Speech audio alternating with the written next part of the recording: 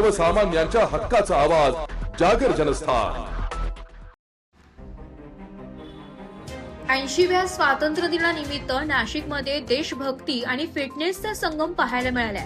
नाशिक महानगरपालिका आणि Nashik cyclist foundation यांच्या संयुक्त विद्यमाने हर घर तिरंगा उपक्रमांतर्गत विशेष सायकल रॅलीचे आयोजन करण्यात आले। रॅलीचा शुभारंभ महापौर हिमगौरी आहेरडके यांच्या हस्ते राजीव गांधी भवन येथून हिरवा झेंडा दाखवून करण्यात आला।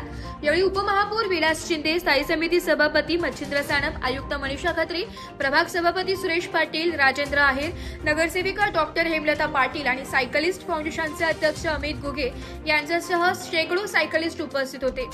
रॅलीची सुरुवात राजीव गांधी भवन, अशोक स्तंभ, रविवार Karanja, red cross circle, CBS मार्गे रॅलीची सांगता रामायण बंगला येथे झाली आहे। वंदे मातरम, भारत माता की जय या घोषणांनी संपूर्ण मार्ग दुमदुम केला। प्रत्येक सायकलिस्टच्या हातात तिरंगा झेंडा फडकत होता, त्यामुळे शहरात देशभक्तीचे वातावरण निर्माण झाले होते। रॅलीमध्ये सहभागी झालेल्या सर्व सायकलिस्टना मनपातर्फे राष्ट्रध्वज देऊन मानवंदना देण्यात आली आहे। रॅलीचे समन्वयक मनोज गायधणी होते। उपायुक्त नितीन नेर यांच्या मार्गदर्शनाखाली क्रीडा अधिकारी मंजुषा पगार यांनी रॅलीचे आयोजन केले।